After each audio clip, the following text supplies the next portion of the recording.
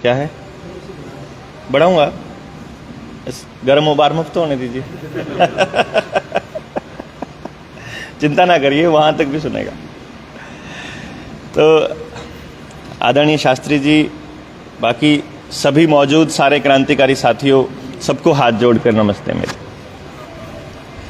देखिए, जैसे सरपंच साहब ने बताया आपको कि हम लोग यहां बैठे इसलिए क्योंकि हमें षड्यंत्र समझ आ गया। आपने जैसे बताया कि डब्बा साहब आपको लगातार बताते रहते हैं और आपको आधी सारी चीजें पता है, इसलिए षड्यंत्र पर हम सबसे कम बात करेंगे।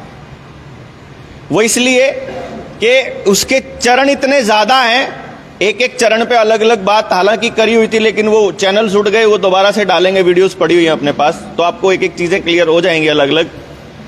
मोटे तौर पे अगर कोई आपसे ये पूछता है ना कि सरकारें क्यों करेंगी आपके साथ ऐसा, सरकार आपके साथ गलत क्यों करेगी, उसका एक सिंपल जवाब है एक ही लाइन में। सिर्फ सरकारें नहीं, जो आदमी सरकारों को कंट्रोल कर रहे हैं, जो आदमी उनको फंडिंग दे रहे हैं, जो आदमी उनको बनाने में सहायक रहते हैं, जो उनका पोषण करते हैं, केवल सरकारों को नहीं, एक सरकार को नहीं, उसके विपक्ष को भी, आने वाले जो लगता है कि ये आने वाले वक्त में बड़ी ताकत बनके उभरेंगे, उनको भी। ये लाइन सबसे इंपॉर्टेंट है, तीसरे वाली। जो उनको लगता है आने वाले वक्त में वो ताकत बनकर उभरेंगी, वो उनके बीच भी अपने लोगों को घुसा देते हैं और उसके बाद उनको भी मैनेज करना शुरू करते हैं और उनको भी वो देना शुरू करते हैं कि तुमको चाहिए क्या, मतलब क्या चाहिए। मान लीजिए मैं महत्वाकांक्षी आदमी हूं, मुझे कुछ नहीं करना है, भाड़ में जाए मेरे साथी, मेरे लोग जिनके साथ संघर्ष किया था मैंने। मुझे अगर मेरा पर्पस शुरू से यह था कि मुझे तो केवल एमएलए बनना है या पार्लियामेंट में जाना है, तो वो आपसे सिंपल ये पूछेंगे चाहिए क्या, आपको पैसा चाहिए, बोल कितना चाहिए, तेरा कंपनी में इन्वेस्ट करते हैं, तू एक स्टार्टअप शुरू कर, तेरे को इन्वेस्टर मिल जाएगा। तूने सोचा भी नहीं होगा कि यहां स्टार्टिंग ही हम लोग 5 करोड़ से 10 करोड़ से इन्वेस्टमेंट से करेंगे। पहले ही दिन BMW आपके नीचे होगी कंपनी के खर्चे पर, कोई टैक्स का चक्कर नहीं है। लोन जो दे दिया सब्सिडी हो जाएगी 90%, टेंशन नहीं है तेरी, पैसा मिल गया। उसको चाहिए, पैसा नहीं चाहिए तो मुझे तो ऐशो आराम करना है, बड़े होटलों में घूमना है, मुझे मतलब सारे के सारे जितने व्यभिचार हैं संभव वो सारे के सारे करने हैं, तो ले तेरे लिए ये और रास्ते खोल दिए, ये 4 आदमी हैं, जब चाहिए जो चाहिए मंगवा लो इनसे।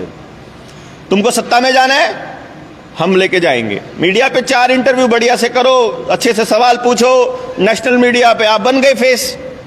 क्या लगता है फेस बनने के बाद आपको एक पार्टी से टिकट दिलानी है और आप हो गए नेता और आप हो गए पार्लियामेंट के मेंबर, और मतलब आपको क्या चाहिए वो ढूंढते हैं। तो एक तो यही कारण था, हमने राज भाई को भी बोला था कि भाई बेशक फोन करके मत बुलाना किसी को भी, ओपन कॉल देना। हमने ओपन कॉल दिया है। पलवल में कितने सारे साथी हैं, जब शास्त्री जी बोल रहे थे कि वो हमारे साथ में थे, तो और भी तो साथी थे पलवल के, वहां पे बहुत साथी हैं। हमने किसी को भी कॉल नहीं किया, केवल इसलिए कि जिनके दिल में वही दर्द है जो हम लेके चले हुए हैं। अगर आप भी वही लेके चले हुए हैं तो फिर हमें और कुछ नहीं चाहिए, फिर हमें सिर्फ आप लोग चाहिए। और फिर उसके बाद हमें अपना दृष्टिकोण साफ करना है, फिर हमें अपना मिशन क्लियर करना है, और फिर जिस दिन ये डिक्लेयर हो जाए कि आपको भी वही चाहिए जो हमको चाहिए, फिर जिलो जान से हम आपके लिए और आप हमारे लिए दिन रात खड़े हैं फिर 24 घंटे। ये जो शुरुआत के अंदर कोई और लोग, ऐसे लोग ना आ जाएं जिनमें दर्द नहीं है लेकिन वो फायदा उठाना जानते हैं। इसीलिए आपने देखा होगा, हमने आज तक, आपने कभी भी जनता सरकार मोर्चा के नाम की अखबार की कटिंग नहीं पड़ी होगी। हमने आज तक किसी भी डिस्ट्रिक्ट में कार्यकारिणी बना के उसका फोटो किसी भी अखबार को नहीं भेजा, किसी चैनल वाले को हमने इनवाइट नहीं किया आज तक, किसी को भी नहीं। जानते भी हैं सारे, पहचानते भी हैं, लेकिन अगर बोलेंगे तो आए भी जाएंगे छापने के लिए, लेकिन छपे, क्योंकि अभी हमने वो लोग छांटने हैं, अभी हमें जो लोग असलियत में उस विचारधारा को समझते हैं जिसको लेके हम लोग चले हुए हैं कि आपकी खुशहाली के बिना मेरी खुशहाली संभव ही नहीं। ये तो मेन बात है। अब उसी बात पे फिर से आता हूं मैं कि कोई आपसे ये पूछता है कि क्यों करेंगी सरकारें आपके साथ ऐसा, क्यों करेंगे वो। चलो आपने मान लिया, आपने कह दिया कि वो लोग जो सरकारों को पोषण करते हैं, अगर 1000 करोड़ रुपया वो भाजपा को देते हैं या मतलब उस वक्त की तात्कालिक सरकार को देते हैं, तो जो विपक्ष में बैठा है 500 करोड़ 400 करोड़ उसको भी देते हैं, और जो लगता है नया कोई आने वाला है 20 30 50 करोड़ उसको भी पूछते हैं। तो उनको क्या चाहिए आप अपने घर से लगा लीजिए अंदाजा।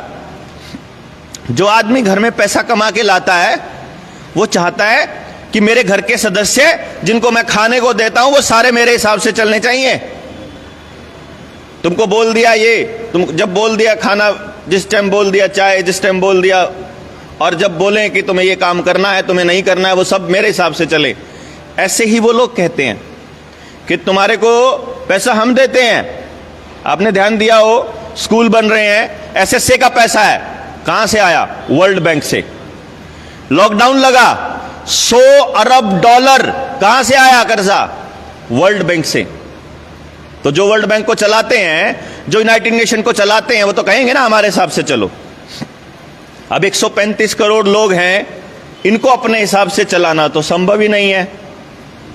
आदमी अपने मां बाप के हिसाब से चलता नहीं है, तुम्हारे हिसाब से कैसे चलेगा? तो फिर एक कॉमन परसेप्शन बनाने की तैयारी करी कि केवल एक काम करना है, आपका खाना और आपका जीना इनके ऊपर आधारित हो जाए और इनके कंट्रोल में हो जाए, तो आप कहां भागेंगे बताइए?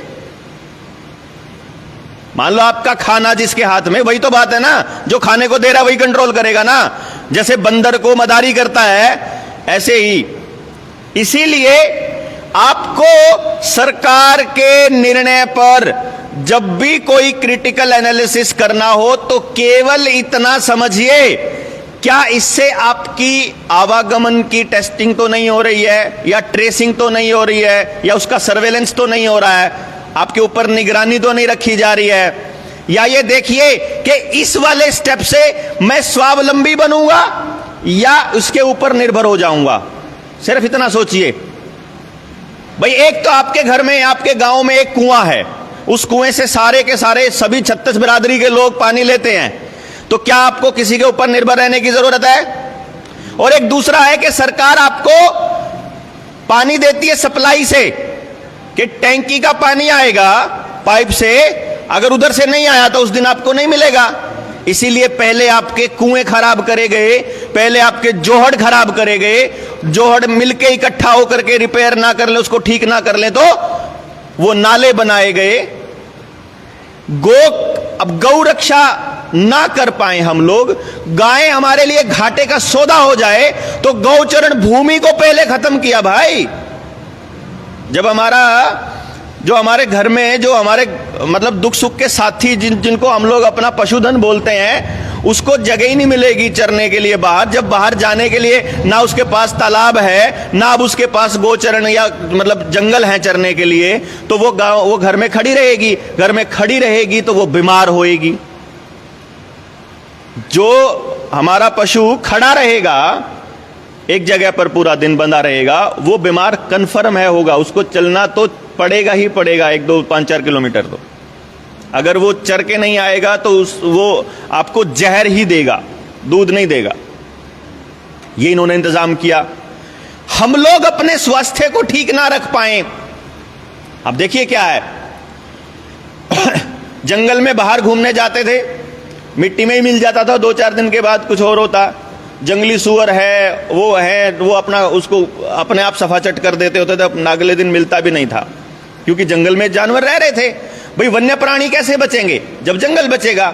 और हमारे घर में जो है शौचालय नहीं है, तो हम लोग क्या करेंगे? जंगल जाएंगे। जंगल जाएंगे तो हमें जल्दी जाना पड़ेगा, अंधेरे मुंह जाना पड़ेगा, तो हम लोग जल्दी उठेंगे। अब 4 बजे उठ के कोई आदमी ये सोच करके शर्म के मारे 4 बजे उठ के जा रहा है, तो वो दिन जो है मतलब पहले ठंडा है, फिर गर्म हो रहा है, फिर गर्म हो रहा है। जैसे जैसे दिन का तापमान बढ़ रहा है उसका शरीर अपने आप एडजस्ट कर रहा है। अभी आज क्या हो रहा है, पहले क्या होता था कि हम जंगल बाहर जाते थे, खाना घर में खाते थे, अब खाना बाहर खा रहे हैं और जंगल घर में जा रहे हैं। अब क्योंकि आपके कमरे के अंदर ही आपका टॉयलेट है, तो अब आपका बच्चा 10 बजे उठता है तो उठते ही फिर घुस जाता है। एसी निकला, एसी से था, और उस टाइम तक बाहर का टेम्परेचर जो है वो इस वक्त आपका बाहर का टेम्परेचर 37-38 डिग्री सेल्सियस टेम्परेचर हो चुका है। ऑब्वियसली अपना शरीर टेम्परेचर को धीरे धीरे तो बढ़ाएगा ना, लेकिन आपने तो एकदम फ्लक्चुएट कर दिया, फिर बीमार पड़ोगे। सारे के सारे नेचुरोपैथी को समझने वाले लोग हैं, राजीव भाई को सुना है सबने, तो उनको पता है कि शरीर को खराब कैसे करना है। अगर आपका शरीर खराब होगा तो आप इनके उस तंत्र के ऊपर परमानेंट जिंदगी भर के लिए बीमार, ऐसा बीमार हो जाओगे। आपने एक बार दवाइयां खानी शुरू करी तो उसके बाद आप परमानेंट कस्टमर हो गए। पूरा इंतजाम आपका बांध के रख दिया इन्होंने। भाईचारा भी टूटे, आपके साथी भी आपके घर से निकले, आपके जंगल भी खराब हो, आपकी स्वास्थ्य भी खराब हो, आपके रिश्ते भी खराब हो, आपका समाज भी खराब हो, आपकी शिक्षा भी खराब हो, आपको रोजगार भी ना मिले, आप मतलब लड़ते रहें लड़ते रहें लड़ते रहें, और फिर आपके दिमाग में जहर भरना आसान हो जाए। पूरा इंतजाम कर रखा है इन्होंने। आपको राशन कोटे से लेना है, आपको पानी सप्लाई का पीना है, आपको गैस अभी सप्लाई आने लगेगी। अभी तक तो गैस सिलेंडर भरवा के लाते हो, घर में 2 सिलेंडर रख लेते हो, इमरजेंसी में जरूरत पड़ी। अब आपको सप्लाई की गैस की आपको पाइपलाइन आपके घर में कनेक्ट होने वाली है, आ चुकी है, पलवल में बता रहे हैं। मतलब क्या होगा, आप पूरी तरह से उनके ऊपर डिपेंडेंट। तो अब आने वाले वक्त में जिस दिन आपको यह लगा कि यार गैस तो महंगी हो गई है, और आपको लगा कि मैं तो अपना इंतजाम ऐसा कर लेता हूं कि अब दोबारा से गायें पाल लेता हूं या घर में पशुधन रख लेता हूं और उसके उपले, गोबर के उपले जला लूंगा या लकड़ी ले आऊंगा अपने खेत से, तो यकीन मानिए आने वाले टाइम में पर्यावरण सुरक्षा के नाम पर पेड़ की टहनी काटने पर भी आपको फाइन लगने वाला है। आप अगर गोसा जलाओगे, अगर आप उपले जलाओगे, तो आपके ऊपर इतना भारी फाइन कर देंगे कि आप जलाने की हिम्मत ही नहीं करोगे। याद है ना, किसान के ऊपर पराली जलाने पे 1 करोड़ का जुर्माना इसी सरकार ने। 1 करोड़ कौन सा लॉजिक है?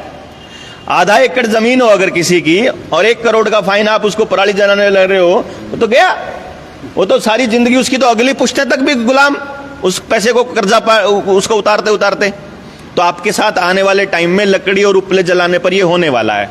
राजस्थान और गुजरात में अभी 15 दिन पहले कानून पास हो चुका है, 1 से ज्यादा गायें आप रख ही नहीं सकते हो। एक पशुधन, अगर उसने बछिया दे दी तो कमर्शियल कनेक्शन लो फटाफट, समझे? मतलब मां रख सकते हो, बच्ची नहीं रख सकते हो। अगर बच्ची आ गई है घर में, उसको रखना है बच्चिया को, तो मां भेजनी पड़ेगी आपको, एक ही रखोगे आप। अगर शहर में आपकी बच्चिया बाहर मिल गई सड़क पे चलती हुई, पहली बार में 5,000 रुपए तक का जुर्माना, अगली बार में 10,000 रुपए तक का जुर्माना, और फिर अगली बार 50,000 तक का जाएगा ये। बताओ। और फिर आप जब घास लेकर के आओगे तो कहां से लेकर के आओगे? क्योंकि जब खेत जिनके हैं आप वहीं से घास लाओगे उन्हीं से। आप अपने बच्चे को पैदा होने से लेकर के उसकी पढ़ाई, नौकरी, पेंशन, आखिर तक कपड़े लत्ते, एवरीथिंग, सब कुछ आप अपने जेब से और अपने नहू की कमाई ऐसे खोद खोद के उनकी जेबें भर रहे हो लगातार। हम भर रहे हैं, मतलब जिंदगी में कभी भी हम लोग स्वावलंबी हो ही नहीं पाएंगे इस हिसाब से।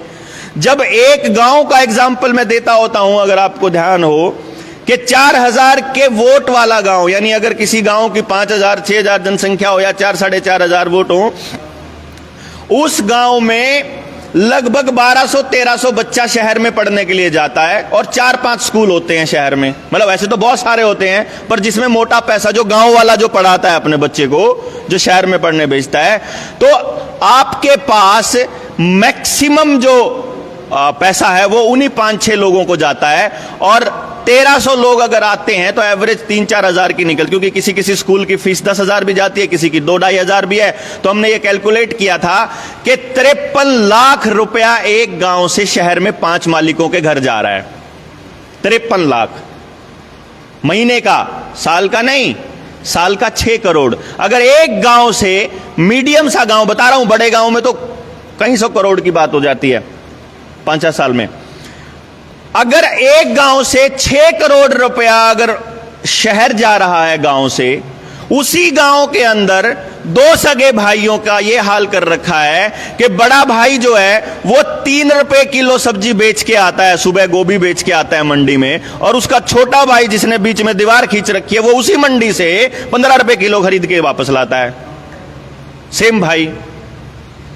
आपके ट्रैक्टर लेने का हिसाब किताब हो, आधे एकड़ के 2 एकड़ के जमींदार ने ट्रैक्टर ले रखा है कि क्यों, कि राज भाई से मांगा था उसने दिया नहीं, मैंने फिर अपना निकलवा लिया।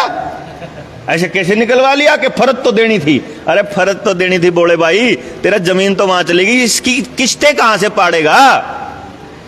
किसान क्रेडिट कार्ड दो, लाल डोरा तोड़ के घर की पे लोन दो, लेकिन साथ में लॉकडाउन लगा दो ताकि लोन उतारने की हिम्मत और औकात ना बचे। अब क्या हो गया, एवरीबडी, जिसने भी ये सोचा था कि जनधन योजना या मेक इन इंडिया या स्टार्टअप के नाम पर लोन ले लेते हैं, उस दिन आपको याद नहीं है, पूरे षड्यंत्र के तहत 22 मार्च 2020 को जब षड्यंत्र के तहत लगा था लॉकडाउन, आपको क्या लगता है कि 22 मार्च कोई बीमारी के आने की तारीख थी या कोई और था? समझिए, फाइनेंशियल ईयर का एंड था। 3 महीने से बैंक वालों को डंडा था, लोन दो लोन दो लोन दो। बैंक वाले बैंकिंग के अलावा सब कुछ कर रहे हैं। बैंकिंग आपकी कहां से हो रही है? आपके मोबाइल पे हो रही है, आपके सीएससी सेंटर पे हो रही है, गांव के अंदर, आपके कहीं भी हो रही है, लेकिन बैंक में नहीं हो रही है। बैंक में एक ही काम है, लोन देना, क्योंकि जब आपको वो लोन देते हैं तो वो उधर पैसा छापते हैं, उतना ही जितना आप लोन देते हो उतना वो पैसा छापते हैं। जितना आप लोन लेते हो उतने वो अमीर बनते हैं। इसलिए तो इतना जबरदस्ती रहते, ले लो ना सर जी। आप देखो रोज फोन आएंगे आपके पास, पर्सनल लोन चाहिए, कोई चाहिए, क्या प्रोफाइल है, क्या चाहिए। अभी मेरे पास आया 3 दिन पहले, वो मैंने सुशील को सुनाया था। मैं गाड़ी में जा रहा हूं, मुझे बोलती है आपको लोन चाहिए। मैंने कहा हाँ चाहिए, सच्ची में चाहिए, है ही नहीं है, सब खत्म हो गया, सब सरकार ने खत्म कर दिया। सर कितना चाहिए? मैंने कहा जितना आप दे सकते हो उतना चाहिए। सर क्या करना है, आप क्या करते हैं आप? मैं कहा मैं असल में अभी तो कुछ नहीं करता हूं, पिछले काम धंधे मोदी जी ने ठप कर दिए, अभी करने वाला हूं कि जो विजय माल्या की 9,000 करोड़ की प्रॉपर्टी नीलाम होगी तो मैं उसे खरीदने वाला हूं, तो उसके लिए लोन चाहिए मुझे। भाई तुम लोग उसको भी तो देते हो ना, अडानी को। तुमने उसका अगर 1 लाख करोड़ रुपया माफ किया, इसका मतलब वो निकम्मा आदमी है, पे नहीं कर पा रहा। एनपीए तभी तो हुआ, निकम्मे आदमी को फिर दे रहे हो तुम लोग लोन, तो हमको भी दे दो ना, आपको भी दे देना, क्या दिक्कत है? फिर तुम जब उसको एनपीए करने के बाद दे रहे हो तुम, तो हमारा अगर क्रेडिट स्कोर खराब हो जाए, सिबिल स्कोर, तो हमें देने में क्या तकलीफ है भाई तुमको? वो जो रेलवे प्लेटफॉर्म बेचने वाला है, वो उसको भी तो लोन दोगे ना। एक बैंक से लोन दे के दूसरा बैंक खरीदवा रहे हैं उससे, है?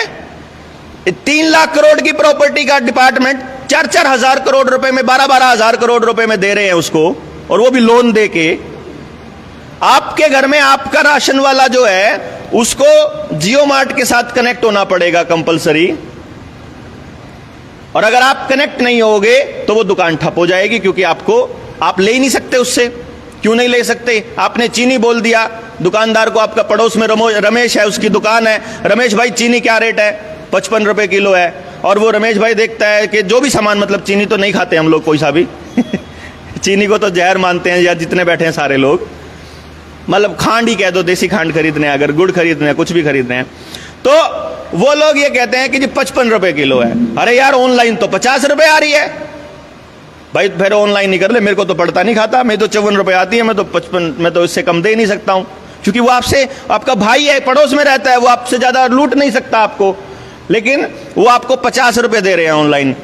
क्यों दे रहे हैं? एक तो थोक में खरीदते हैं तो उनको और सस्ती पड़ती है, हजारों किलो, उनके तो खुद के मिल है, और दूसरे नंबर पे उनका तो सरकार 12,000 15,000 करोड़ रुपया ऐसे ऐसे करके माफ कर देती है, तो वो 5-5 रुपए 10-10 रुपए कम करके दे ही देता है आपको।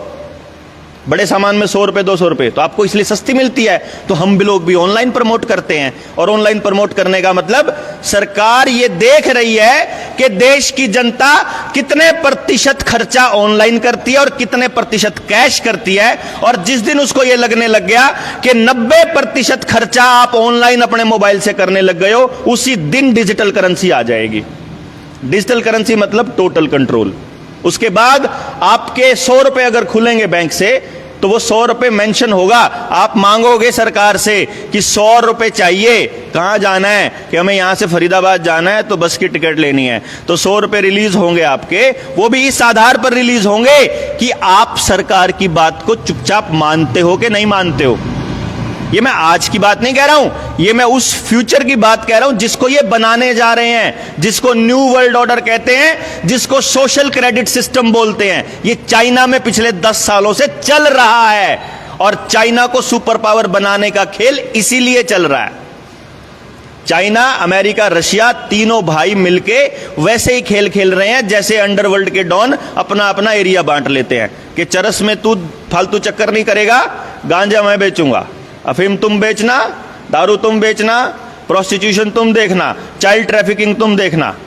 वो ऐसे करके एक दूसरे के धंधे में बिल्कुल भी नहीं अड़ते हैं, क्योंकि उनका पूरा फिक्स है, रूल फिक्स है। मेरा धंधा, अपना एरिया फिक्स है, अपना धंधा फिक्स है।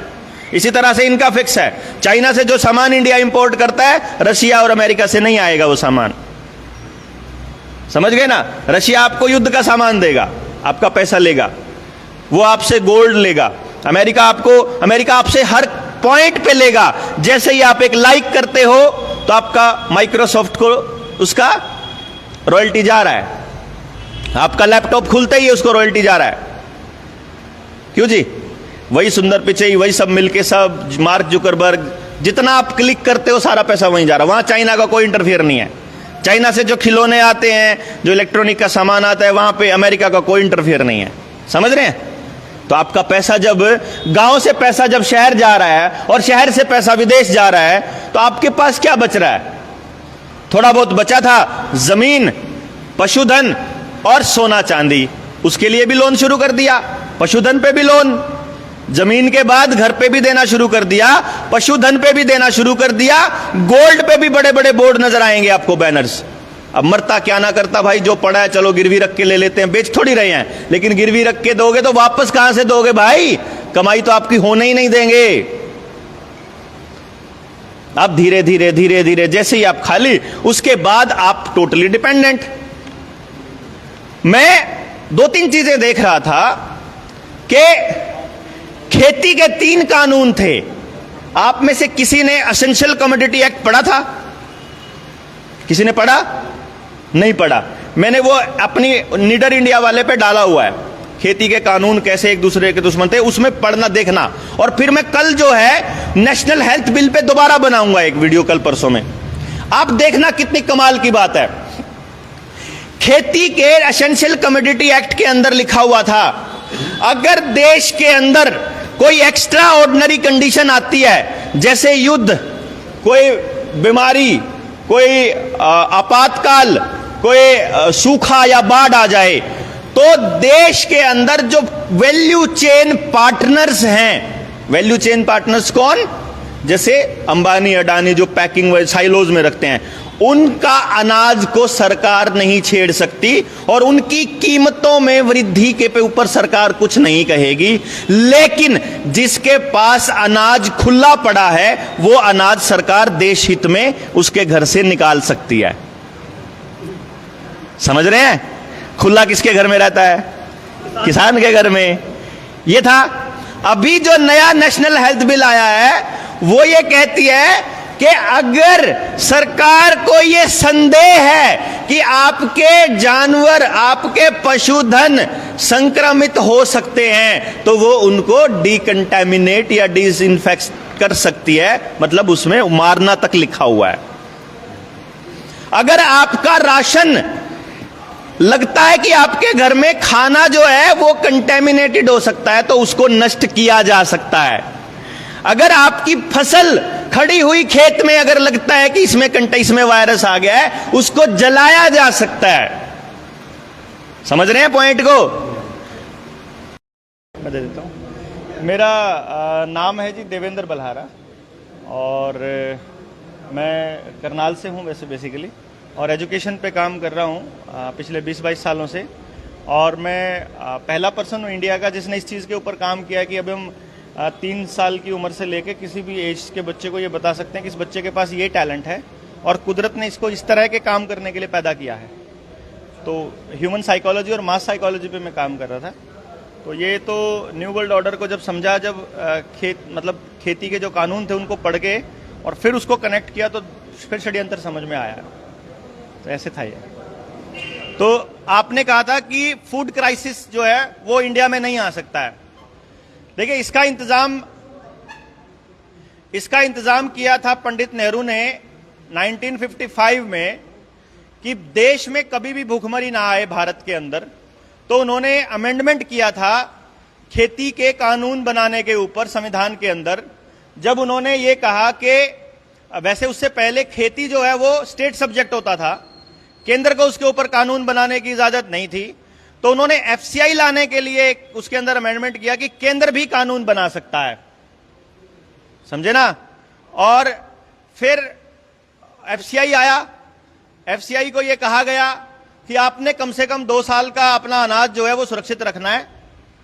पूरी दुनिया में कहीं भी भुखमरी आ जाएगी, भारत में नहीं आनी चाहिए, हमारे पास गोदाम सुरक्षित रहने चाहिए।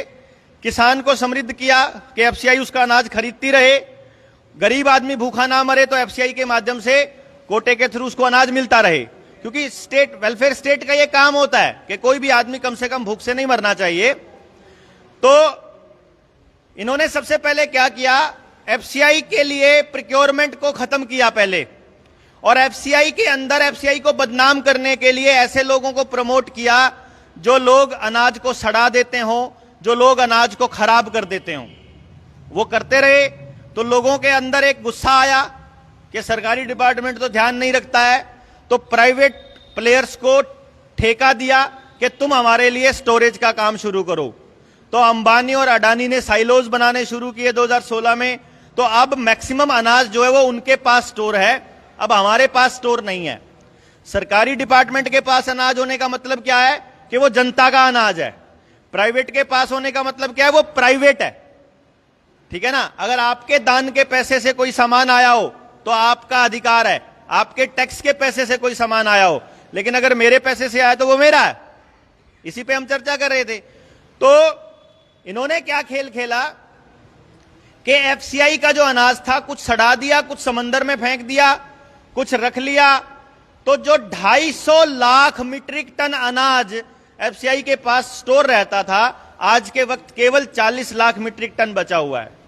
यानी अगले 6 महीने में एफसीआई के पास अनाज जीरो होगा। इधर से नया कानून अगर मानसून सत्र में आ जाता है तो किसान के पास स्टोरेज को रहने नहीं देंगे ये लोग। किसान के पास है नहीं है, खेत में उग नहीं रहा है क्योंकि हार्प टेक्नोलॉजी भी है, और कहीं अनाज है नहीं है, तो और भुखमरी किसको कहते हैं? हो गया ना? तो they have already planned everything.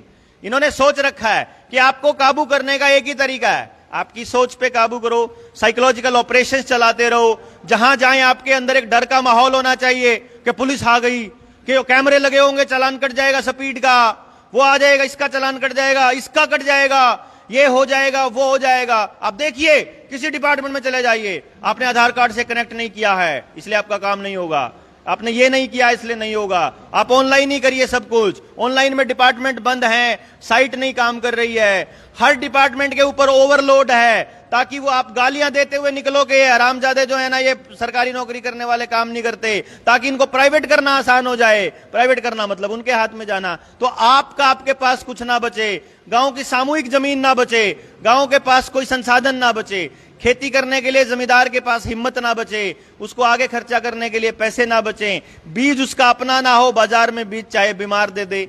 अभी पीछे गुलाबी सुंडी आई, पीछे से उसके खाली कपास के वो निकले, उनके कोई फसल ही नहीं हुई उनकी।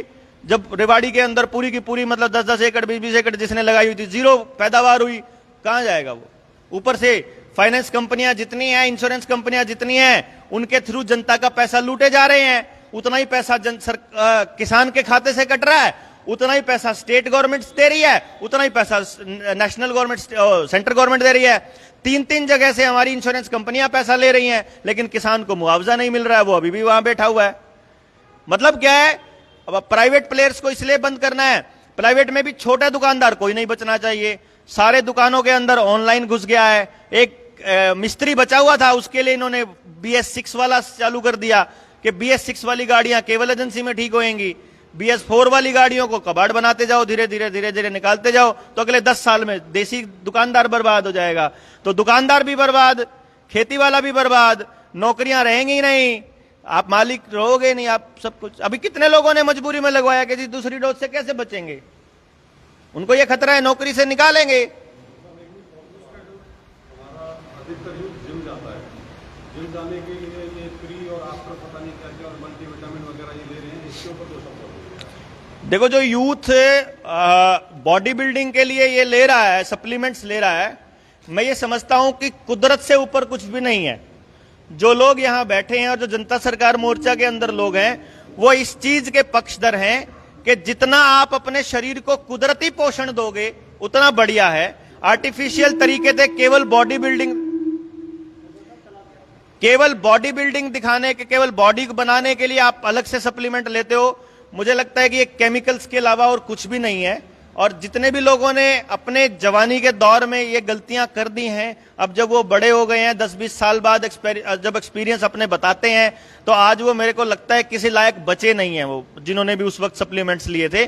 तो मेरी तो गुजारिश यही रहेगी नौजवानों से कि सप्लीमेंट्स ना ही लिया जाए तो बहुत बेहतर है। और आपके पास कुदरती तरीके से, चाहे आपको प्रोटीन चाहिए, चाहे आपको कैल्शियम चाहिए, तो उसके लिए जितने भी आपके नेचुरल खाने के अंदर, जो शुद्ध खाने में पौष्टिक आहार जो अपने पास पड़े हुए हैं, मतलब हैं, उपलब्ध हैं, या जो अपने पास ऑलरेडी मतलब जितना भी शाकाहार बचा हुआ है, उसी के थ्रू आप पूरा करिए। मैं तो बल्कि मेरे को भी ये बड़ा गेम प्लान है। देखो, पता क्या होता है, हम जैसे लोग जो अपने आप को पढ़ा लिखा बोलते थे, मतलब पहले मैं बोलता था कि मैं पढ़ा लिखा हूं, अभी नहीं बोलता हूं, अभी मैं 10वीं पास ही बोलता हूं कि यार हमसे बेटर थे 10वीं पास ना, कॉमन सेंस तो थी उनमें। तो पढ़े लिखों में तो कॉमन सेंस ही नहीं है, मतलब जो पढ़े लिखे हैं, तो इसलिए हमें डर लगता है पढ़ा लिखा बोलने में खुद को।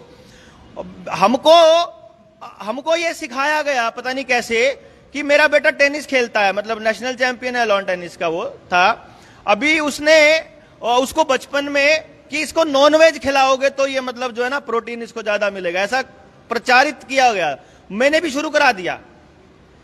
अब जब अक्ल आई तब पता लगा कि इतना बड़ा प्रोपेगेंडा हमारे साथ ही खेल गए ये लोग ना। तो उसको बोला, यार ये हमें जिस चीज के लिए वो नॉनवेज खाने को बोल रहे हैं, वो कैसे पता चलता है कि भाई सरकार इतना बड़ा खेल। सुनील ने बताया एक दिन हमारे को, उसने अपने पुरानी एक वीडियो में भी जिक्र किया था कि दिल्ली के अंदर कृषि मंत्रालय के तत्वाधान में एक प्रोग्राम ऑर्गेनाइज किया गया कि मतलब ऑर्गेनिक खेती के ऊपर। तो वो लोग क्या कह रहे हैं कि भाई ना किसान को खेती से हटाना है। अब उसको हटाने के लिए 2-4 काम करने पड़ेंगे। या तो उसके खेत में ना नेचुरल खेती होने मत दो, पॉली हाउस की सब्सिडी दे दो। उससे भी बात नहीं बन रही है तो उसके खेत में जो है ना वो तालाब खुदवा दो, उससे मतलब मछली पालन करवाओ, उससे भेड़ पालन करवाओ, उसे गधा पालन करवाओ, उसकी सब्सिडी दो। उसको खेती मत करने दो, मतलब खेती को भूल जाए वो किसी भी तरीके से। उसके बच्चे को पढ़ने के लिए शहर भेजो, जैसे मर्जी भेजो। और अब वो बता रहे हैं कि भाई 3.5 लाख मीट्रिक टन अपने को वो चाहिए, मांस चाहिए एनसीआर और आसपास के एरिया में सप्लाई के लिए, और सिर्फ देश के अंदर 1.5 लाख मीट्रिक टन ही मांस मिलता है। तो जो 2.5 लाख मीट्रिक टन की पूर्ति होएगी, उसके लिए काम करो कि 2-2 एकड़ के, 1-1 एकड़ के तालाब खुदवा के किसान के खेत में और झींगा पालन करवाओ, मछली पालन करवाओ, वहां से मांस की पूर्ति होएगी और उसके लिए सब्सिडी दो उसको। एक बार किसान को ये आदत पड़ गई उधर से, उसके बाद फिर वो उधर भाग लेगा, खेती करना वैसे भूल जाएगा, 20-20, 30-30 फुट के खड्डे कर देगा अपने खेत में, फिर किसी लायक बचेगा नहीं उसका खेत। मतलब अल्टीमेटली उसको किसान बर्बाद करना है।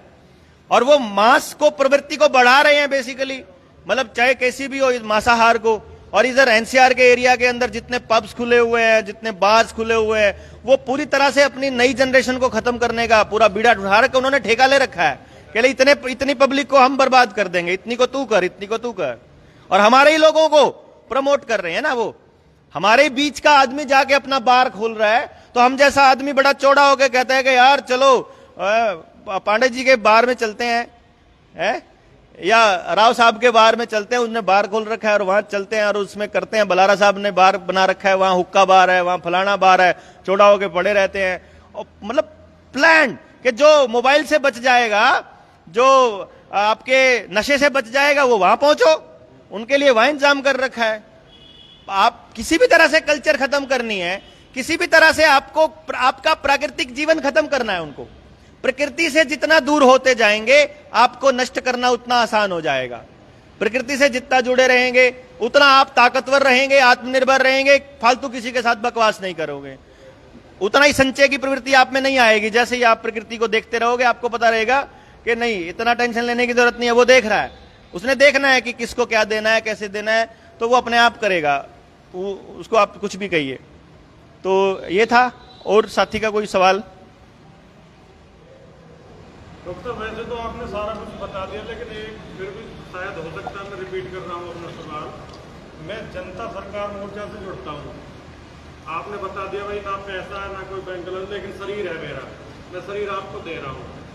पुलिस मुझे यहाँ से उठा के ले जाती है, उसमें उसके बाद मेरा क्या होगा? ना जमानत के लिए मेरे पास कोई है, कुछ नहीं है, बस शरीर है, तो उसमें कोई रास्ता? देखिए, बढ़िया सवाल है। देखिए, हम जब चले थे स्टेट में तो हमने इनवाइट किया सभी को। हमारे पास 2-3 वकील यहां बैठे हुए हैं, अपने पास हर सभा में मतलब जागे हुए वकील भी हैं, ऐसी बात नहीं है। अब हमने इनवाइट किया कि भाई एक तो स्टेट लेवल पे सुप्रीम कोर्ट में हमारे पास 2 वकील हैं, हाई कोर्ट में हमारे पास 5 वकील हैं, 5 वकील हैं मतलब वहां पर, और डिस्ट्रिक्ट वाइज हम लोग अपने लोगों को भी बोल रहे हैं कि यार अपने वकीलों से बात करो कि कम से कम हमारे पास जिले में 5 वकील हों, जो कम से कम जनता सरकार मोर्चा का आदमी जो समाज की लड़ाई लड़ते हुए अगर उसको कुछ होता है तो उसको वो वकील जो है सपोर्ट करेंगे। कोर्ट के अंदर आपको जमानती अपने आप मिल जाते हैं, जमानती तो कोई टेंशन, इतनी बड़ी समस्या नहीं होती है। बाकी रही जनता सरकार मोर्चा के साथ कनेक्ट होने की, तो अगर आप जनता सरकार मोर्चा के साथ कनेक्ट होते हो तो आप गिरफ्तार तो पक्का होगे ठीक है ना, लेकिन हम लोग भी साथ रहेंगे, इस बात की हम लोग श्योरिटी आप लोग हाथ खड़ा करके इनको दोगे, बाकी हम देते हैं, ठीक है ना। यही इसीलिए हमारा कॉन्सेप्ट ही ये था ना कि हमें एक दूसरे को अकेला नहीं छोड़ना है। आप अगर अपना शरीर भी नहीं दोगे ना, आप विचार से हमारे साथ हो ना, हम फिर भी आपके साथ आएंगे। ये वो लोग हैं जिनका अपना मतलब, मुझे ऐसा लगता है कि ये वो लोग हैं कि सड़क पे चलते हुए जनता सरकार मोर्चा में नहीं भी कोई हुआ और किसी के साथ गलत हो रहा होगा तो उसके वहां पंगा लेके जेल में जाने के लिए भी तैयार होंगे। ऐसा ही तो समाज बनाना है ना अपने को। समाज की बर्बादी का बहुत बड़ा कारण यह है कि जिसको समझ में आया हुआ है कि यह गलत हो रहा है वो बोल नहीं रहा है। हमने बोलना ही सिखाना है, हमने इतना ही जागरूक करना है कि तुम बोलने लग जाओ। अगर मैंने आप लोगों को बोलना सिखा दिया, आपने आगे सिखा दिया, आपने आगे सिखा दिया, बोलना सिखा दिया ना, फिर मैं भी आपके साथ दगाबाजी करते हुए 100 बार सोचूंगा कि यार मेरे सिखाए हुए आदमी है, ये छोड़ेंगे नहीं, रगड़ देंगे। इसीलिए तो नेता आपको कोई भेद नहीं देता है ना आपका, इसलिए तो वो ये कहता है कि बस हो जाएगा, तुम मेरे पे भरोसा रखो।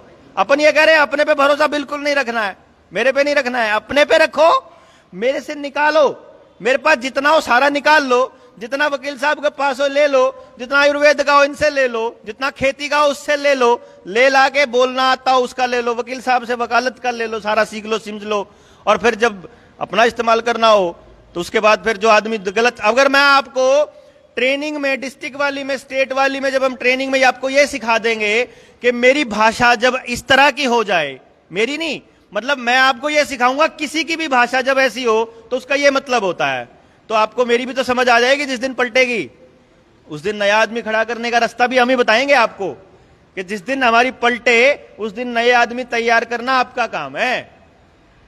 यह मिशन नहीं होना चाहिए। हम ये कह रहे हैं कि ये 100 आदमी, एक एक आदमी 100 के ऊपर भारी पड़ना चाहिए। अगर मैं गलती करूं या आप में से कोई गलती करे तो उसको रगड़ना हमारा ही काम है। हम जब 21 आदमियों ने शुरुआत करी थी ना, 21 संगठनों ने, हमने एक बात बोली थी, भाई किसी का पॉलिटिकल मोटिव हो ना, बता दो अभी से, किसी को चुनाव लड़ना है फ्यूचर में, हम तुम्हें चुनाव के लिए तैयार करेंगे यार, हम तुम्हें चुनाव के लिए तैयार करें, क्यों टेंशन लेते हो? पाप थोड़ी है चुनाव लड़ना, क्या नहीं? और ये कौन कहेगा कि यार अच्छे आदमी इकट्ठे कर रहे हैं हम लोग पूरे समाज से, और उनको ही कहना तुमने चुनाव नहीं लड़ना, तुमने राजनीति नहीं करनी है, ऐसा ये कौन सा लॉजिक है? आपका मन में है, उस दिन आप पहले बता दो, बीच में आ जाए भाई, रोज से मंच पे बैठ के इतनी भीड़ देख के 1-2 लाख की रैली देख के जी कर जाए नारे लगवाने का, उस दिन बता दो कि देवेंद्र भाई चुनाव लड़ने का जी कर रहा है, बता दो, आपको फिर उस दिन से तैयार करना शुरू कर देंगे। आपके एथिक्स होने चाहिए, पता होना चाहिए कि जनता सरकार मोर्चा का आदमी है तो कम से कम इतनी दगाबाजी नहीं करेगा, कम से कम आपको गिरवी नहीं रखेगा, कम से कम आपको बेच के नहीं जाएगा। हम उसको उस तरीके से तैयार करेंगे ना, आपका मोरल उस तरीके से तैयार करेंगे, आपको संविधान का ज्ञान दें, आपको आपकी शक्तियों का ज्ञान दें, आपको क्या करना है उनका ज्ञान दें, और हमें अपने बीच के लीडर्स तैयार करें। बेसिकली दिक्कत यह है, हम लोगों के वहां जाने से क्या होगा कि जो लोग ये लड़ाई कह रहे थे, अभी अरविंद केजरीवाल ने देखा, बड़ा क्रांतिकारी था, बिजली के बिल ना देने वालों के कनेक्शन खुद सीढ़ी पे चढ़ के, खंबे पे चढ़ के जोड़े थे कि नहीं जोड़े थे। अब बन गया जब मुख्यमंत्री तो घर घर जाके ठोक रहा है ना। हमारे हरियाणा में 500 का चालान था तो 2000 का चालान किया ना, वो लैंग्वेज सारी बदल गई। अगर जो लड़ने वाले लोग हैं वो लड़ने, भाई मेरे को लड़ना बढ़िया आता है तो मेरे को लड़ने ही दो ना यार, क्यों वहां बिठा के खामखाई सिर गर्म करते हो हैं? भाई आप ये सोचिए कि आप लोग नहीं, वो काम, आप जो काम कर सकते हो ना बेस्ट वो करो, बस उसमें आनंद लो। तो अपने को कमी निकालना आता है तो हम क्या करेंगे, अपने ही 10 लोग तैयार करके उनकी कमियां निकाल के उनके मुंह पे मारते रहेंगे ना कि तुम लोग ये गलत कर रहे हो। हम बंद अपना रोल अपना वहीं रखेंगे, और जिसको जी करता है ठीक है कर लो भाई, कोई बात नहीं है। तो अच्छे आदमी निकालने का काम भी अपना है, आपके साथ कुछ होता है, इसीलिए तो वो ट्रेनिंग है कि मान लो हम जैसे ये रिहर्सल करते हैं ना, जैसे इवेंट 201 हुआ, इस पूरे प्रोपेगेंडा का खेल को रिहर्सल हुआ, ऐसे ही अभी पेंडेमिक के ऊपर इन लोगों ने रिहर्सल किया, और साइबर अटैक के ऊपर इन लोगों ने रिहर्सल किया कि साइबर अटैक होगा तो कैसे होगा। डिजिटल करेंसी के लागू करने के लिए रिहर्सल चल रही है इनकी, सोशल क्रेडिट सिस्टम के ऊपर रिहर्सल चल रही है, ये जो रोज के साइकोलॉजिकल प्रोग्राम है ये सारे इसी के लिए चल रहे हैं। तो हमें भी तो रिहर्सल करनी पड़ेगी ना, एक आधा आदमी अपने आप ही कुदरती हो जाएगा गिरफ्तार। भाई जिस दिन हम प्लान कर रहे थे, हमारा क्या इरादा है, देखिए दोस्तों, कि जो आंदोलन है, आंदोलन पुरानी व्यवस्था को ध्वस्त करने के लिए बड़ा आसान रास्ता है। हमें जब लगता था अन्ना के आंदोलन में, रामदेव के आंदोलन में, कि बस कांग्रेस को हटा दो भारत बच जाएगा, उनको हटा दिया, अभी इनको ले आए, ये पता लगा वो चोर थे, ये डाकू निकले हैं, मतलब, और अब पता चला कि यार ये तो पाप हो गया। अब ऐसा फील हो रहा है कि इनको हटा दो तो देश बच जाएगा। ये तो हटाते ही रहेंगे क्या सारे के सारे? हर 10 साल में हटाने वाली पीढ़ी तैयार होएगी क्या? अरे बनाने वाले कौन होएगा? तो इसलिए निर्माण वाली प्रक्रिया बहुत स्लो प्रोसेस है, तो हम लोग निर्माण करेंगे, है ना। हटाने पे फोकस हमारा नहीं होगा, निर्माण पे फोकस होगा। अपने लोगों के लिए लड़ाई लड़ना, भविष्य के लिए समाज का निर्माण करना, और उसके लिए जोर बहुत ज्यादा लगेगा। पतन करना हो बहुत आसान है, ऊपर से नीचे आना है बोलने या किसी सामान ने छोड़ दो नीचे गिर जाएगा। जैसे समाज का हुआ, शरीफ आदमी ने बोलना छोड़ दिया, एक दूसरे का साथ देना छोड़ दिया, छोड़ते ही समाज अपने आप नीचे गिर गया। ऊपर लेके जानी होगी कोई चीज तो जोर लगेगा भाई, आराम से जाना पड़ेगा, गुरुत्वाकर्षण नीचे खींचेगा। तो समाज का भी जब ऊपर लेके जाएंगे तो जोर लगेगा, इतना आसान नहीं होगा, लोग ही टांग खींचेंगे, वही गुरुत्वाकर्षण है हमारा। तो उससे नहीं घबराने का, तो वो अपन साथ लग के करेंगे। मुझे लगता है जो जो कमियां आती जाएंगी उनको दूर करते जाएंगे, और देखो पूर्ण तो कोई नहीं होता है ना। एक बंदे के कुछ प्रॉब्लम हुआ, कल को क्या है पेंडेमिक एक्ट लगा देते हैं, डिजास्टर मैनेजमेंट एक्ट लगा देते हैं, इतने बंदे नहीं इकट्ठे हो सकते, धारा 144 अभी कुछ ऐसा रूल लेके आ रहे हैं कि एक थानेदार भी लगा देगा या वो भी लगा देगा, तो वहाँ पे इकट्ठा होना ही नहीं है ना कुछ वो करना। तो देखिए इकट्ठा होना नहीं है, ये तब है जब इकट्ठा ना होने के लिए हम सरकार को सरकार मानने लग जाए। सरकार को सरकार ही नहीं मानेंगे हम तो भाई। जिस दिन जनता सरकार के पास 10,000 परिवार इकट्ठे हो गए ना, उस दिन सरकार का बहिष्कार चालू हो जाएगा। स्वराज मेरा संपूर्ण स्वराज मेरा जन्मसिद्ध अधिकार है भाई, मेरे शरीर पे मेरा हक है। नहीं मानता मैं तेरी सरकार को। जनता सरकार मोर्चा में जितने लोग जुड़ेंगे सारे स्टेट प्रेसिडेंट होंगे। कोई कहेगा ना अगर सर्टिफिकेट, अगर कल को आपका कार्ड बनेगा जनता सरकार मोर्चा का, तो सबका स्टेट प्रेसिडेंट का बनेगा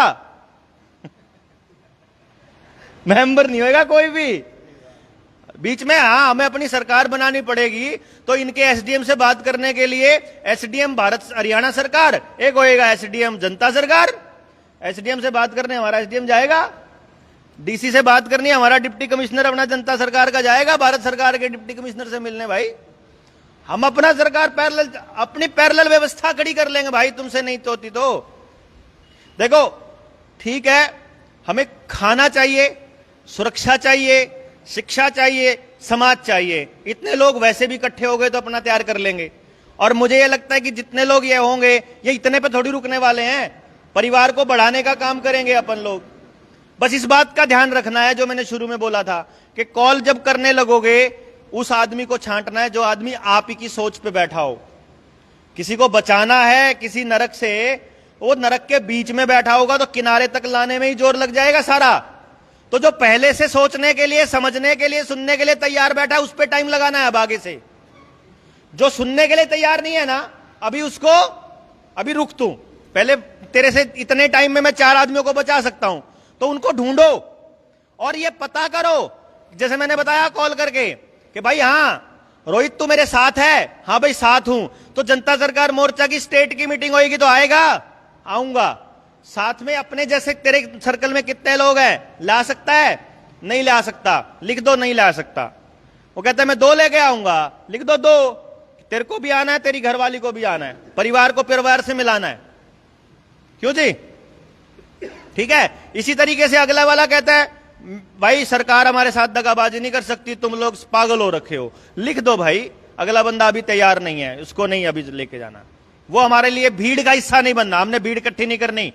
पहले हमें योद्धाओं का साथ चाहिए, पहले हमें पता हो कि किसके लिए लड़ना है। वही बात है, आप तो अगले के लिए जान देने को तैयार खड़े हो, अगले को पता ही नहीं कि ये क्यों जान दे रहा है? तो हम लोगों को कम से कम पता तो होएगा ना कि इसने सिर फुड़ाया था तो किस लिए फुड़वाया था, ये अगर जेल गया था तो किस लिए गया था, पता तो होगा कम से कम। कल को अगर वहां अंदर वो आपको प्याला पिला के आपको लुढ़का देते तो मूर्ति तो बनाएंगे आपकी बाहर है? पता होगा ना अगले बंदे ने हमारे लिए बलिदान दिया भाई, उसके बाद थोड़ी ना छोड़ेंगे। और जो साहिल और मैं कह रहा था ना, मैं कहा देख प्लान करके नहीं करेंगे हम लोग, हम प्लान करके सरकार के साथ नहीं टकराएंगे, सरकार अब पे टकराएगी हमसे, हम पीछे नहीं हटेंगे फिर, है ना। हमारा मकसद सरकार से पंगा लेने का बिल्कुल नहीं है, हमारा मकसद अपने जिंदगी को स्वाभिमान के साथ जीने का है। सरकार उसमें फालतू का डंडा डालेगी तो सरकार के हलक में डंडा हम डालेंगे फिर मिलके, सीधी सी बात। और यह तभी संभव होगा जब हम लोग एक दूसरे को समझेंगे, बार बार मिलेंगे, मीटिंग्स करेंगे, ट्रेनिंग्स करेंगे, तो ऑनलाइन भी जुड़ेंगे। अभी हमारा ये सिर्फ 5-6 जिलों उनका राज्यों का उनका जिलों का रहता है। जैसे ही सारे जिलों का कंप्लीट होता है, आप लोग ट्विटर के ऊपर सारे एक दूसरे के साथ जुड़ जाओ, ट्विटर जरूर शेयर करो। ट्विटर पे स्पेस में हम लोग पंचायत लगाया करेंगे अपनी, आप लोग जिले की पंचायत ट्विटर पे शुरू कर दो। स्पेस में आप कुछ भी बोल सकते हो, वहां अपने विचार रखिए, सारे बोलिए, वहां पे मिलते रहिए रोज शाम को। रोज शाम का 1 घंटा अपने दोस्तों के लिए निकाल लीजिए, 1 घंटा हम आपस में बात करेंगे। फला बंदा मिला था, मैंने उसको ऐसे समझाया, मैंने उसको ऐसे समझाया, वो नहीं समझा, वो नहीं समझा, है ना। जनता सरकार मोर्चा का पेज है या उधर है, आप लोग अपना बनाइए, यहां पे अपने बना लीजिए, जनता सरकार मोर्चा पलवल का बना लो।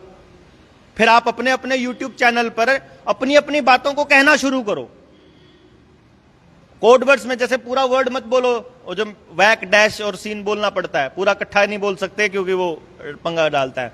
तो आप लोग, आप जब ये दिखने लगेगा ना, अभी क्या लगता है कि ये अकेला ही बोल रहा है, आपके पड़ोस में आप अकेले बोलते हुए नजर आ रहे हो, पर जब उनके सामने आएगा यार ये भी बोल रहा है, ये भी बोल रहा है, ये भी बोल रहा है, अभी मान लो आप में से सभी के पास बोलने का टैलेंट नहीं है और 6 लोगों के पास बोलने का टैलेंट है या 16 लोगों के पास है। 16 के 16 अपनी वीडियो बनाओ, 16 के 16 एक दूसरे की शेयर करो, 16 के 16 बताओ। उनको ये नहीं लगना चाहिए खाली देवेंद्र बलारा बोल रहा है, उनको ये लगना चाहिए ये भी बोल रहा है, ये भी बोल रहा है। आप में से अपने आप निकल के आएंगे बोलने वाले योद्धा, इतने बढ़िया बोलने वाले मिलेंगे। हम तो कुछ भी नहीं है उनके आगे यार, समझे ना। तो आप में से वो जो निकलते आते रहेंगे अपने आप, मतलब आप अपने आप आपको हम लोग हर मुद्दे पर तैयार करते रहेंगे। मैं जैसे मैं इनसे सीख रहा हूं कि भाई मुझे सिखाओ, थोड़ा बहुत आयुर्वेद का सिखाओ। मैं सुनील से सीख रहा हूं मुझे खेती सिखाओ।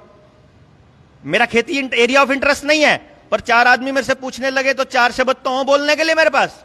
एजुकेशन पे पूछ लो हमसे कुछ भी, बच्चे के पर पूछ लो, उस पे अपन बोल सकते हैं जितना जी कहोगे उतना, सुबह से लेकर रात तक। तो इसमें अभी कुछ टाइम पहले ये मेरे को ऐसा एक्सपीरियंस में आया है कि एयर में जो है केमिकल मौजूद है, कुछ स्प्रे किया गया है जिसकी वजह से ये, जिसे हम कोरोना कहते हैं, लोग बीमार पड़ते हैं। ठीक है ठीक है ठीक है। देखो इसमें क्या हुआ है कि अभी मैं इसका जवाब नहीं दूंगा क्योंकि वो वीडियो उड़ा देगा इसके जवाब में, है ना। लेकिन क्या है कि जिस भी तरह के अगर केमिकल्स ये छिड़काव कर रही है, इन सब की जवाबदेही ली जा सकती है।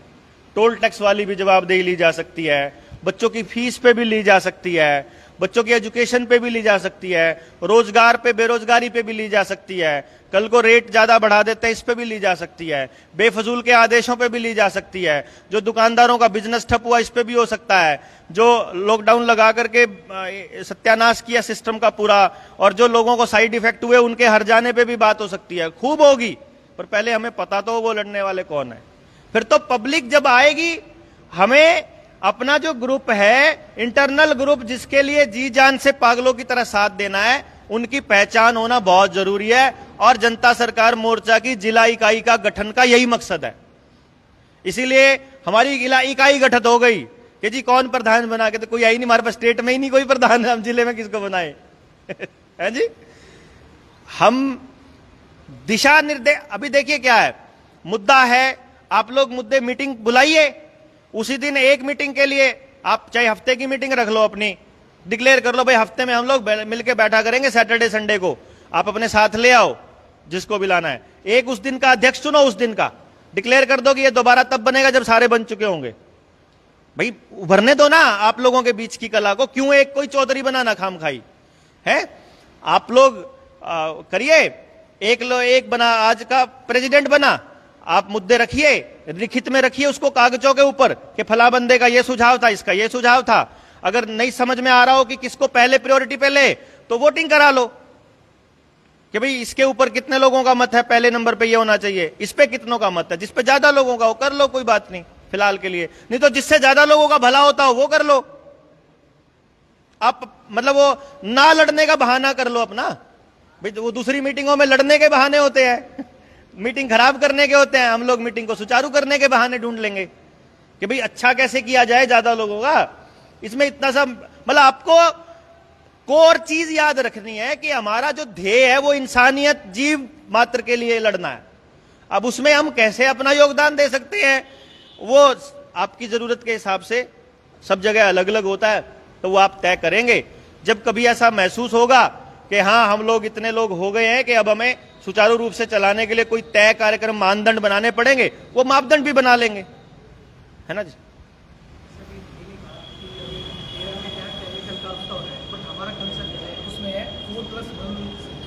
वो भी आएगा। देखो इस पे तो आप 5G पे विलास जगदाले ने काफी, डॉक्टर विलास जगदाले खूब अच्छा बोलते हैं 5G के ऊपर ना, उन्होंने इंटरनल उसके ऊपर रिसर्च खुद करी हुई है, होम्योपैथ भी है, डॉक्टर मिलते रहते हैं, तो उनको आप समझ लो एक बार डिटेल में जा करके कि भाई आने वाले टाइम में ये भी एक बड़ा खतरा होएगा, और इसीलिए भी अपने को अपने बच्चों को रेडिएशन से बचाना एक बड़ा चैलेंज होएगा। तो ये इकट्ठे होकर के कर सकते हैं। उड़ जाता है तो हमने कहा ही नहीं ना, रेडिएशन से बोला है मैंने, ये बोला है 5G के ऊपर विलास जगदाले बोलते हैं। हाँ वो कोई बात नहीं, वो इस पे नहीं उड़ेगा। हम ये कहेंगे ना उससे कुछ होता है तो उड़ जाएगा, ठीक है ना जी। तो आई होप कि आज की मीटिंग को मैं सक्सेसफुल मानता हूं। इतने योद्धाओं ने मतलब आकर के अपना योगदान दिया, और इसको आपने परिवार को बढ़ाना है, भीड़ इकट्ठी नहीं करनी है। देखो अपना पर्पस नहीं है। अपनी स्टेट की मीटिंग में जेन्युइन सॉलिड आदमी, क्योंकि देखो आपकी जेन्युइन होने का पहला प्रमाण यह है कि आप लोग अपने आप घर से उठ के आए। हम कुछ देने थोड़ी आए हैं आपको, वहां पर कुछ है ही नहीं है ना जी। और अगर अब बात भी सुनने आए तो बात सुनने का भी टाइम किसके पास है यार आज इतना किसी को सुनने का? खाम खाई क्यों किसी को नेता बनाना, हम ही सोचते हैं ना। तो पहले तो प्रमाण ये है। दूसरा, आप लोग एक दूसरे के साथ कनेक्टेड हो, और अब आप अपने वाले जो साथ आपके साथ है, आपको भी मालूम है कौन कौन लोग जेन्युइन आदमी है आपके सर्कल में। एक हो चाहे, उसी को लाना, भीड़ नहीं करनी। और स्टेट मीटिंग के लिए तैयारी स्टार्ट कर दो आज से, कि स्टेट में अपना परिवार एक बार सरकार को यह दिखा दें कि कितना बड़ा है, हमारे यहां कितने लोग हैं जो तुम्हारे प्रोपेगेंडा में 0% फंसे हुए हैं। ये नहीं फंसने वाले किसी भी कीमत पर। ये आखिरी सांस तक लड़ेंगे अगली पीढ़ी के लिए। ठीक है जी।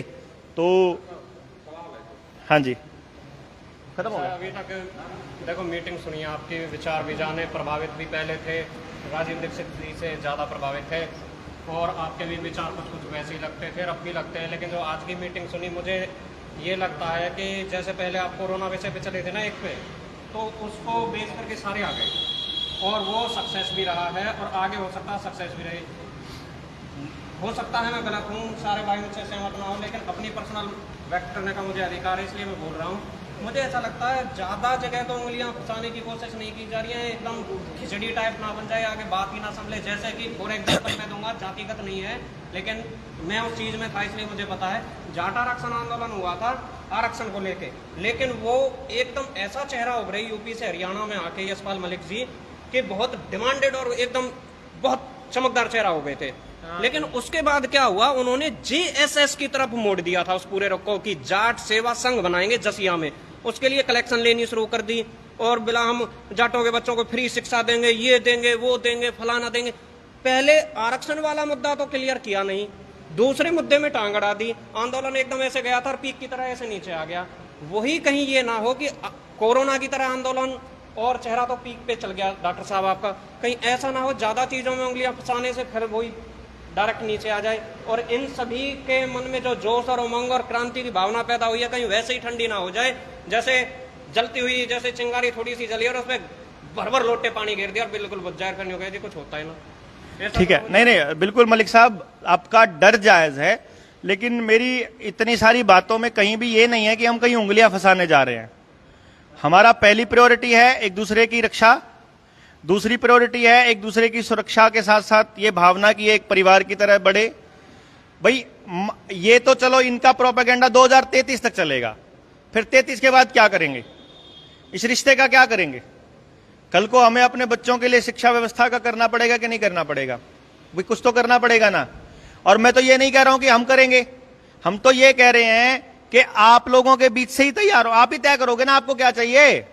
और ये लाइन मैं बोलना भूल गया, इस बात को याद रखिएगा कि ये देखना ही नहीं है कि कौन सही है और कौन गलत है, ये देखना है क्या सही है और क्या गलत है। आदमी को यशपाल मलिक चेहरा बन के उभरा, आपने बोला चेहरा हमेशा खतरनाक होता है।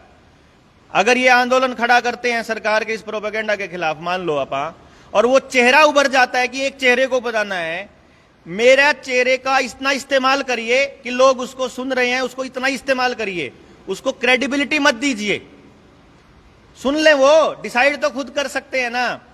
दूसरी बात यही कह रहे हैं कि आप एक के साथ में 1+10 का क्यों नहीं रखते हो आप अपना इंतजाम? क्यों नहीं आप पलवल के अंदर 10 आदमी अपने तैयार करते हैं, 20 आदमी, कि एक आदमी खराब निकल जाए। यही बोला तो है मैंने कि अगर एक आदमी गलत निकलता है तो अपन स्टेट लेवल पे इतने आदमी तैयार कर देंगे ना कि सारे मिलके उसको रगड़ेंगे कि ये गलत आदमी है। उसको तो रगड़ने वाला कोई नहीं था, उसने तो किसी को भेद ही नहीं दिया था अपना। हम तो सारा भेद दे रहे हैं, हम तो सारी ताकत आपके पास रख रहे हैं। मैं तो ये कह रहा हूं कि मैंने तो किसी से आज तक एक चंदा नहीं मांगा। क्यों नहीं मांगा? क्योंकि मेरे पास अगर 5 आदमी ईमानदार नहीं होंगे, मैं तो नहीं मांगूंगा किसी से चंदा। मैं अपने पास रखता ही नहीं कुछ भी, ना अपने पास आदत है, उनके पास है। अगले आप लोगों को संभालना है यार, मैं क्यों करूंगा? मैं क्यों संभालूं? मैंने क्या ठेका ले रखा? मेरा ही क्या अकेले के बच्चे हैं?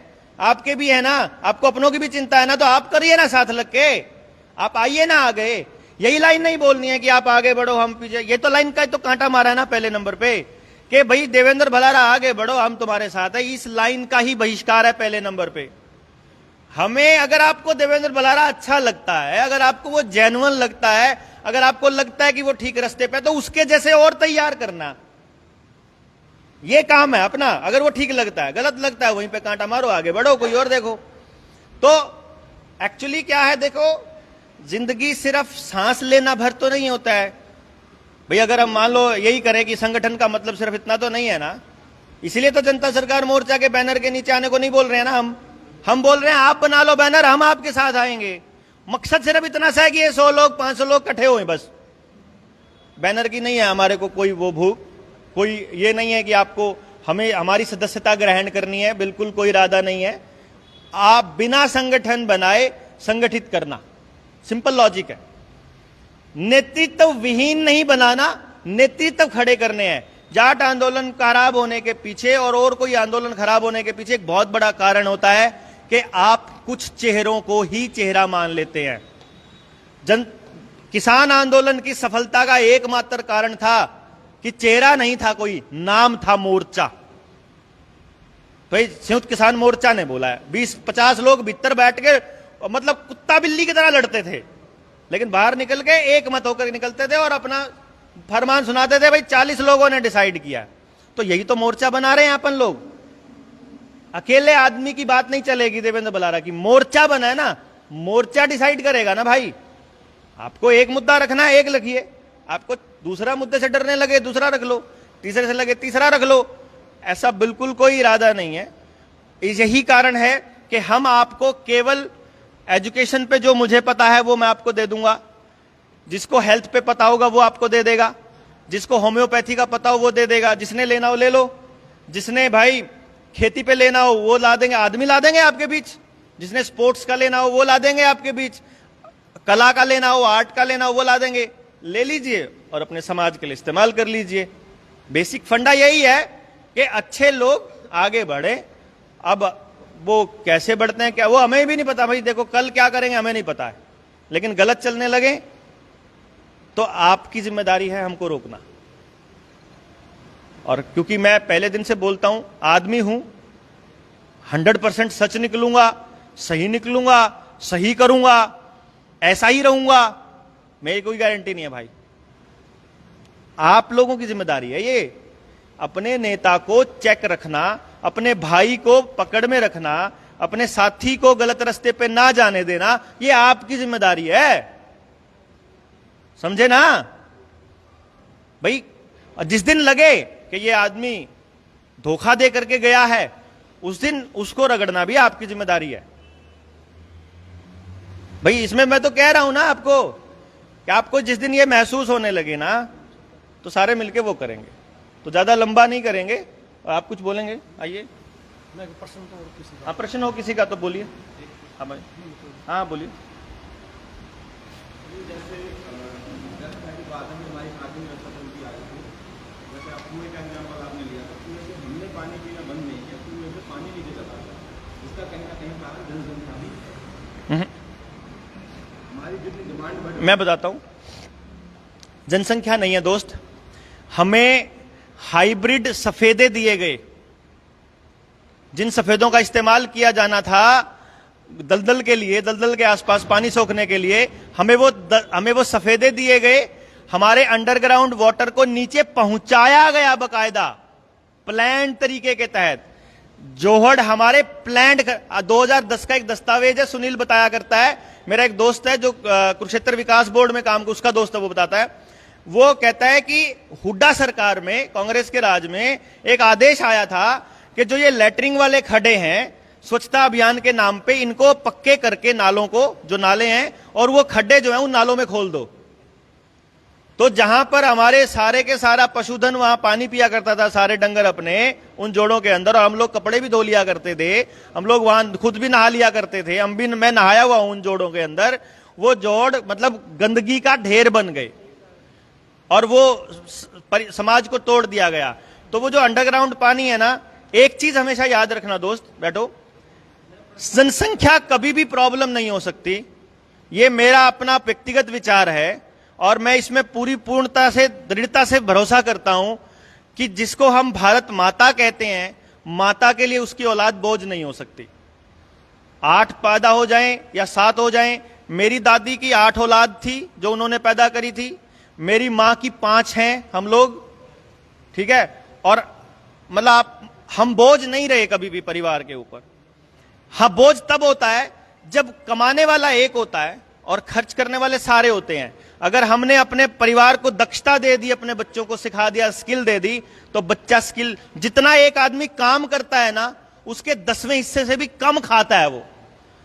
अगर दिन में वो 20 रुपए का राशन खाता है ना, तो 200 रुपए से ऊपर का काम करता है कति पक्का, 200-400 रुपए का। ऐसा नहीं होता। इसका मतलब उसको 135 करोड़ पॉपुलेशन का मतलब है 135 करोड़ दिमाग और 270 करोड़ हाथ।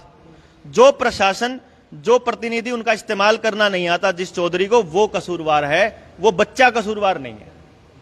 आदमी एसेट होता है, लोग एसेट होते हैं, हम लोग एसेट हैं एक दूसरे की। हमें लड़ाया जाए तो जनसंख्या प्रॉब्लम है, एक आदमी का हक छीन के दूसरे को दिया जाए तो जनसंख्या प्रॉब्लम है, एक के ऊपर दबाव सारा हो, बाकी के ऐश कर रहे हो तो प्रॉब्लम है। मिल बांट कर काम करें तो जनसंख्या कभी प्रॉब्लम नहीं हो सकती। और वही सिखाना है हमने अपने लोगों को, अपने बच्चों को। बाकी कितना सिखा पाएंगे वो अलग बात है। इसमें मैं एक बात जोड़ दूं आपकी में,